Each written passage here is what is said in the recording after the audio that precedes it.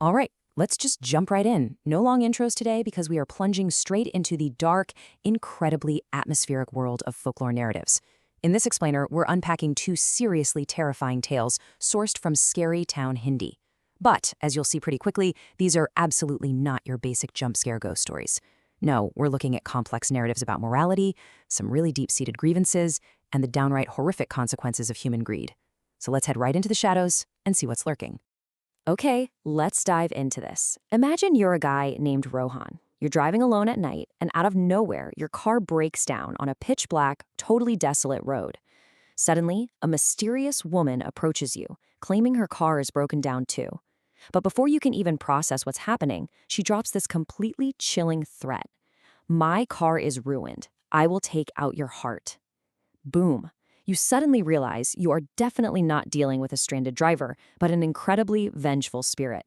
It's basically the ultimate nightmare scenario, and it perfectly kicks off our first narrative.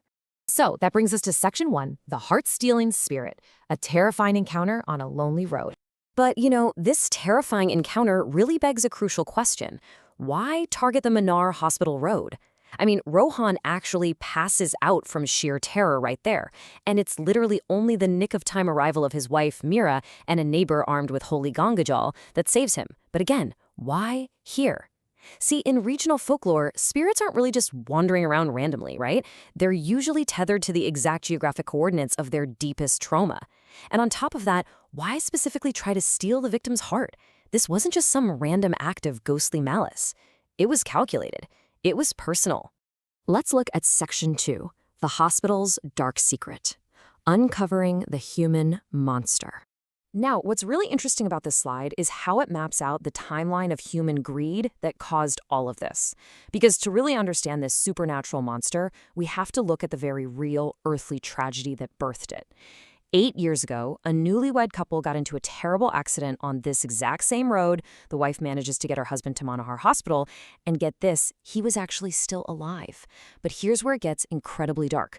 Corrupt doctors saw an opportunity. They falsely declared the young man dead, and then, horrifyingly, harvested his living heart to sell to organ smugglers. I know, it's completely sick. The devastated wife tried to fight them in court, but the hospital had the money and power, and they won. Completely stripped of her husband, her legal case, and honestly, any hope for justice, she tragically committed suicide. So that is why she haunts this specific road, and that is exactly why she steals hearts. 3. That is the exact number of corrupt doctors left alive. You see, this spirit has been busy. She's actually already tracked down and killed 2 of the doctors involved in her husband's murder. But the remaining 3, they know they're being hunted. So they're hiding out behind powerful tantrics, mystics who cast these intense protective barriers around their homes. The ghost literally cannot get to them. So, desperate to complete her vengeance, she completely pivots her strategy. Later that night, she forcefully possesses Rohan's wife, Mira, and actually picks up a knife to attack her own husband. This leads to an incredibly tense standoff.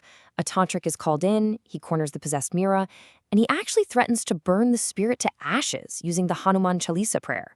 But Rohan, who now actually understands the agonizing injustice the spirit went through, steps in.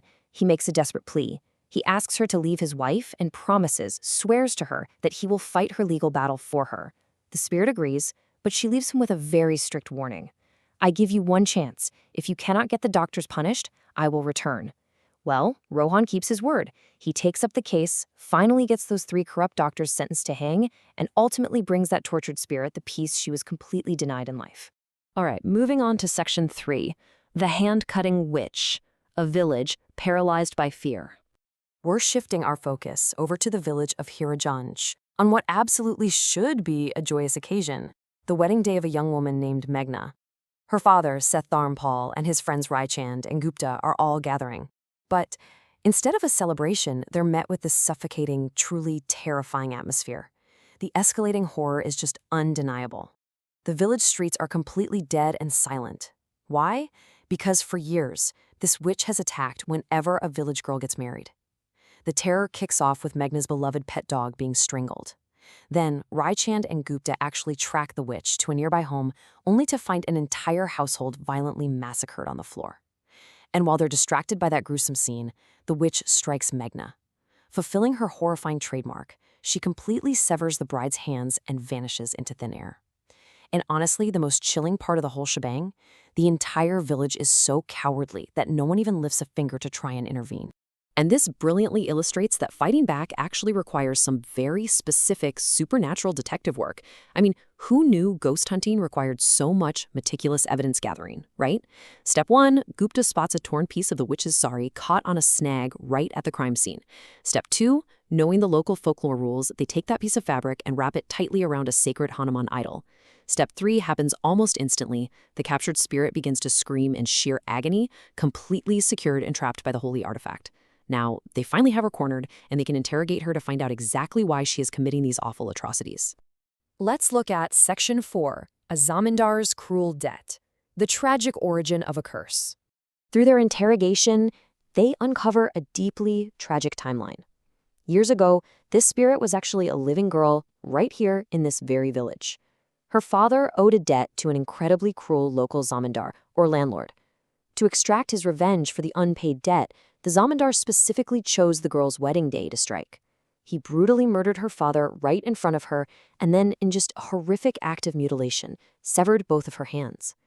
But the absolute worst part, the real reason she hates this village with such a burning passion, is that last point: the cowardly villagers just stood by. They watched the whole brutal thing happen and did absolutely nothing to help her. Hearing this devastating origin story, Gupta doesn't do what you'd expect. He doesn't threaten the spirit with destruction. Instead, he offers this really powerful moral plea. He asks her, if someone wronged you, will you wrong others? What will this world become? He fully acknowledges her pain, but he challenges her endless cycle of violence. And you know what? This empathy actually softens the witch's heart. She agrees to return Meghna's hands, but it comes with a condition. The village finally has to step up. And they do. The village unites, they bring the corrupt Zamindar to justice, and he is hanged. That final act of earthly justice is what finally releases the witch's spirit. Which brings us to Section 5, Supernatural Justice and Karma, the ultimate moral of the story. Let's move to and see how this builds a really fascinating framework of folklore. On the left side, we have our initial human crimes, organ theft by greedy doctors, and a sadistic murder and mutilation over a debt by a powerful zamindar. On the right side, the supernatural punishments, heart stealing and hand cutting. There is a perfect, almost symmetrical poetic justice happening here, right? The supernatural punishment doesn't just arbitrarily hurt the victims, it exactly mirrors the initial human crime. The punishment fits the crime perfectly. It's an eye for an eye, quite literally. This really highlights an absolutely crucial concept: earthly injustice. In the context of these stories, earthly injustice happens when our legal and social systems just completely fail us, like when corrupt doctors win rigged court cases, or when cowardly villagers just stand by and let a landlord commit murder. When society fails to provide justice, well, folklore steps in. It gives rise to supernatural retribution to forcefully restore that moral balance. In these narratives, you really start to see that the real monsters are always the humans, driven by greed and cowardice. The ghosts, they're simply enforcing the karma that was violently denied to them when they were alive.